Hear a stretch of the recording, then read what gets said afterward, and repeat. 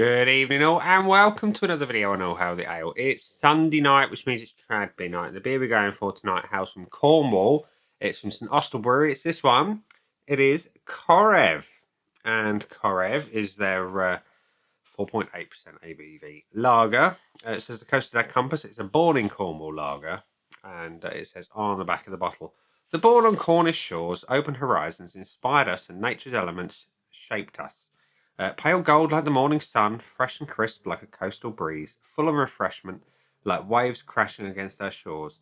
This is the coast in a bottle. Drink it all in.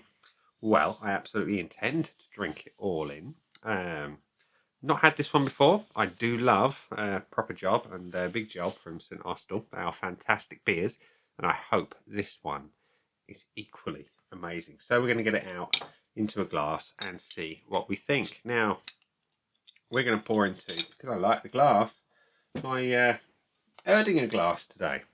The pour is pale, golden. That'll do. I want some left for the photograph for later. So, it looks like a lager. Clear, crisp, clear, tight white head on it. Yeah. Looks just like a lager should. Happy so far. It's a whiff. Clean.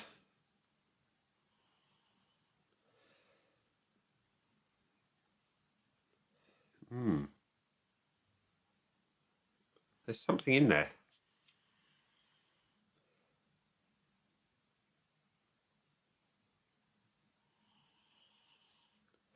That is interesting. There's obvious lager notes, but there's something.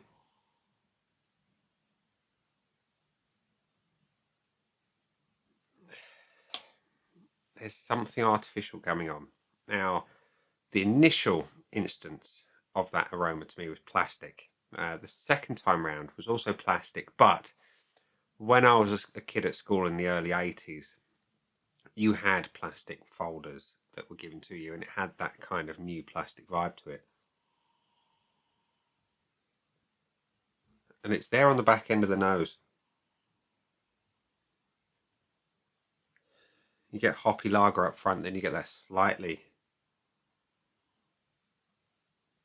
plasticky vibe. I wasn't expecting that. Not that anyone would when they're sniffing beer. It is what it is. I have to be honest, it's a little off-putting. But here we are. It's Sunday night. I've worked hard today. I've been doing lots more painting, so I've deserved a beer, and hopefully it tastes better than it smells. Cheers.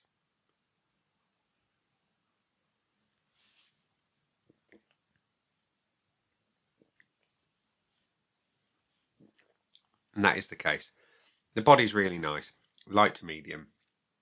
Carbonation is good. There's a good level of it. It's obvious in the mouth, but it's not in your face. So that's a good start.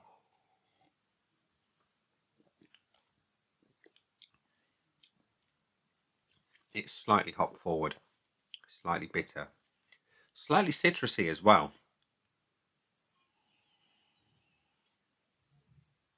And the olfactory sense is being linked, going in for a sniff to see if the taste changes how I perceive the smell.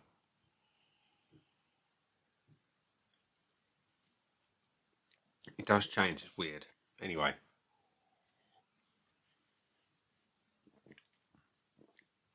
It tastes stronger than the 4.8%. Hops are slightly peppery, citrusy. I like that in a lager. That is a good thing.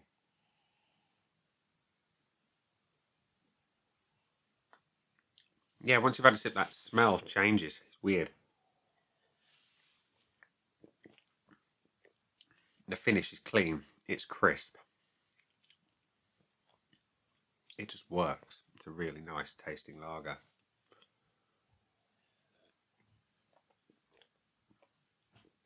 Yeah, I like.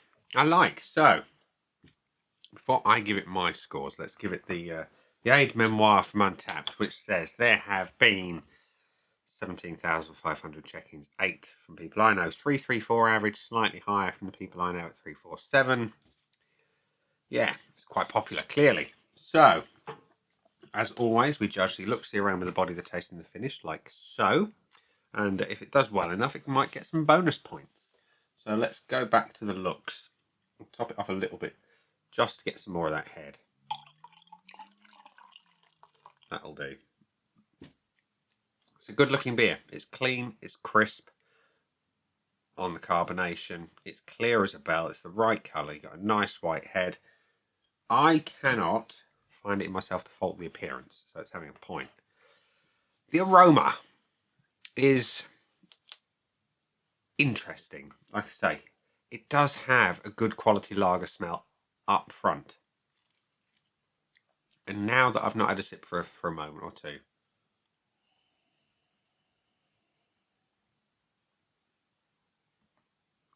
it's still hoppy, it's still bright, it's still clean on the nose. And after that initial dalliance with plastic, it's gone. It's weird. I'm not going to give it the full point because of that plastic up front. It's a really off-putting aroma. But now that it's gone, I like what's there. I like the bright, hoppy, fresh, clean nature of that aroma. So I'm going to give it the 0.75. The body, cannot fault it. It's light, it's fresh. The carbonation bursts in your mouth, but it's not over the top. It's having a full point for that. And the taste, again, does what I want a good lager to be. It's got slightly citrusy hops. It's got peppery nature to it. Slightly, excuse me, ever so slightly grassy. And it's clean malt behind it. I like it. It's having a point. And the finish.